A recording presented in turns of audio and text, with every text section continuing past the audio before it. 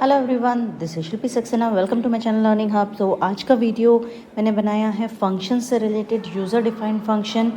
तो शुरू करते हैं। What is a function? पहले तो ये समझिए कि अगर मैं एक ब्लॉक ऑफ कोड लिख रही हूँ, मीन्स कुछ लाइंस का एक प्रोग्राम, छोटा सा सब प्रोग्राम लिख रही हूँ, दैट इज़ बेसिकली अ सब प्रोग्राम। एक सब प्रोग्राम लिख रही हूँ, that is a part of program, और उसको as and when required call कर रही हूँ। बेसिकली ये समझिए कि एक छोटे सा मैंने प्रोग्राम बनाया मेन प्रोग्राम के अंदर, और मेरा प्रोग्राम चल रहा है और उसके बीच में मैं उसको कॉल कर रही हूँ और यूज़ कर रही हूँ। That is function basically. So function is a sub program that is used in the main program to reduce the complexity, to reduce the number of line, and to remove redundancy, that is repetition of lines of code. ठीक है, तो मुझे ये सब चीज़ों को avoid करना है, इसलिए मैं फंक्शंस को यूज़ करूँगी। तो ये फंक्शन बेसिकली किसी भी स्पेशल टास्क को करने के लिए बनाए जाते हैं। लाइक अगर मुझे 2 नंबर को ऐड करना है तो उसका फंक्शन बना लिया, या मुझे फैक्टोरियल निकालना है, या मुझे प्राइम नंबर फाइंड आउट करना है कि किसी नंबर को चेक करना है कि वो प्राइम है कि नहीं है, तो उसके लिए मैं सिर्फ फंक्शन कॉल करूँगी। Rather than writing whole code, I just एक लाइन का कोड होता है फंक्शन कॉल का, और फंक्शन में एक ही बार मुझे प्रोग्राम लिखना है to find whether the number is prime और नॉट, और उसके बाद as and when required I can call that function. ये 2 तरह के होते हैं, एक तो लाइब्रेरी फंक्शन और user defined function. Library functions ऐसे फंक्शंस होते हैं जो कि जब में हम इंस्टॉल करेंगे तो साथ में इंस्टॉल आके होते हैं, ठीक है, और जब मुझे उनको यूज़ करना पड़ता है तो मुझे इंक्लूड प्री प्रोसेसर डायरेक्टिव के बाद मुझे इंक्लूड लिखना पड़ता है, मुझे वो हेडर फाइल इंक्लूड करनी पड़ती है जिसके मुझे फंक्शन यूज़ करने हैं। लाइक मुझे SQRT यूज़ करना है तो मुझे मैथ लाइब्रेरी को इंपोर्ट करना पड़ेगा, ठीक है, मैथ हेडर फाइल को इंक्लूड करना पड़ेगा, then only I can use math.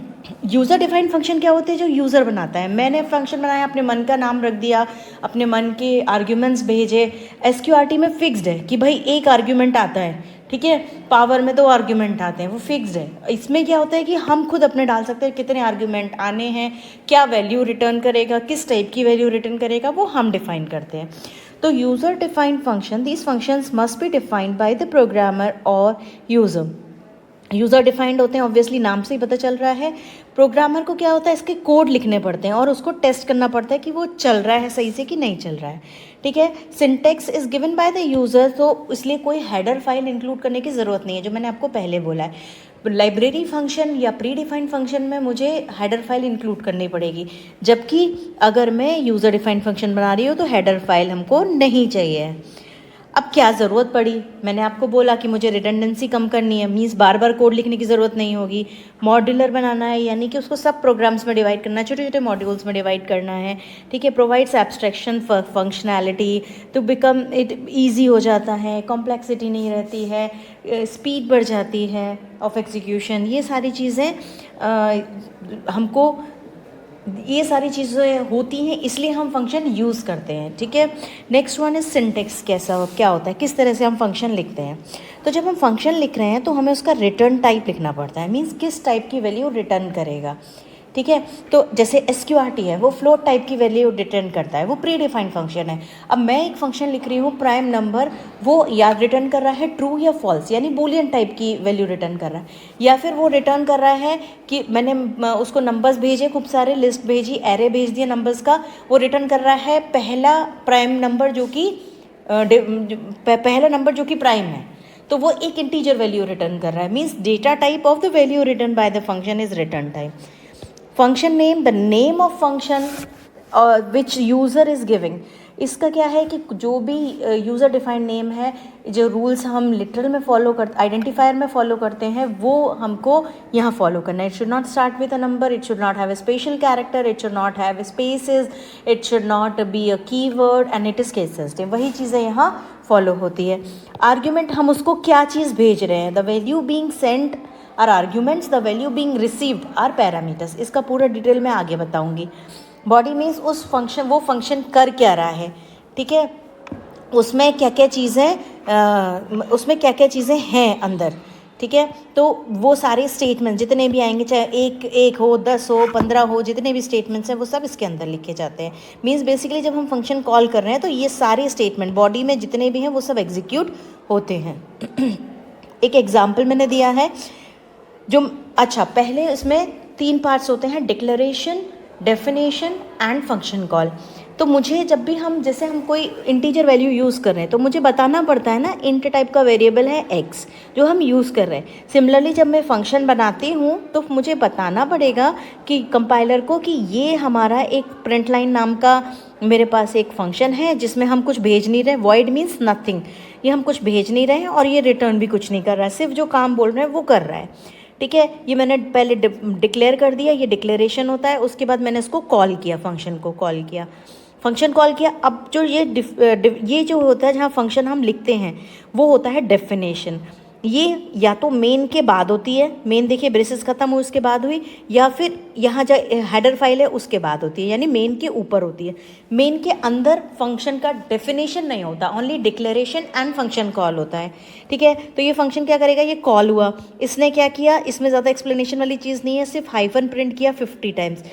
तो उसने हाइफन प्रिंट कर दिया 50 टाइम्स। उसके बाद जैसे यहाँ लास्ट स्टेटमेंट पे आया, कंट्रोल वापस गया इधर नेक्स्ट वाले स्टेटमेंट पे, नेक्स्ट में आया वेलकम टू लर्निंग हब। उसके बाद फिर से प्रिंट लाइन कॉल कर दिया, तो फिर से इसने लाइन प्रिंट कर दी। तो इस तरह से काम होता है, मीन्स जितनी बार ज़रूरत है उतनी बार हम इसको कॉल कर सकते हैं। अब एलिमेंट्स जैसे कि मैंने आपको बताया, declaration, definition and function call, एक एक करके मैं डिटेल में एक्सप्लेन करती हूँ। डिक्लेरेशन यानी कि मैं उसको बता रही हूँ, जैसे मैंने लिखा इंट x, तो मैं बता रही हूँ कि x नाम का वेरिएबल है जो कि इंट डेटा टाइप है जिसकी।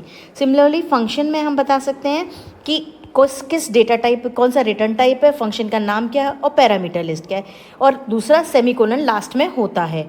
ठीक है, डिक्लेरेशन की बात कर रही हूँ, डेफिनेशन में सेमीकोलन नहीं होता है, डिक्लेरेशन में होता है। यानी कि हमने बताया कि इंट टाइप की वैल्यू रिटर्न कर रहा है, फंक्शन का नाम सिंपल इंटरेस्ट है, और मैं 3 वैल्यू भेजने वाली हूँ, इंट इंट इंट, तीनों इंट टाइप की हैं। ठीक है, अब ध्यान देना है ये कि अगर मैं 3 वैल्यू यहाँ डिक्लेयर किया है तो मुझे 3 भेजनी पड़ेगी फंक्शन कॉल के टाइम, और 3 रिसीव करनी पड़ेगी इन डेफिनेशन। तो ये सब चीज़ें मैच करनी चाहिए। फंक्शन कॉल क्या होता है, फंक्शन कॉल यानी मुझे फंक्शन को बुलाना है। ठीक है, जब बुलाना होता है तो मैं सिर्फ फंक्शन का नाम लिखती हूँ, उसमें कुछ रिटर्न टाइप वगैरह लिखने की ज़रूरत नहीं होती है।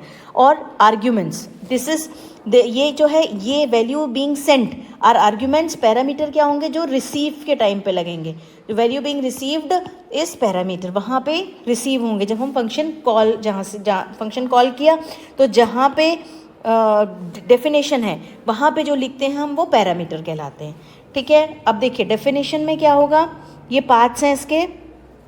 फंक्शन टाइप, एक्चुअली 2 पार्ट हैं, हेडर एंड फंक्शन। यहाँ इट इज़ डिवाइडेड इनटू 6 सब parts, header and function body. Header में क्या होता है, again the return type, the function name and parameter list. Means वहाँ से अगर 3 भेजे हैं जो मैंने सिंपल इंटरेस्ट में बताया था, तो यहाँ पे 3 रिसीव होने चाहिए, और उसका मुझे डेटा टाइप डिक्लेयर करना पड़ता है, int p, int r, int t। ठीक है, तो मुझे वो डिक्लेयर करना पड़ता है यहाँ पे कि कौन कौन से नाम के वेरिएबल में मैं डेटा वहाँ से जो भेजा जाएगा वो रिसीव करूँगी।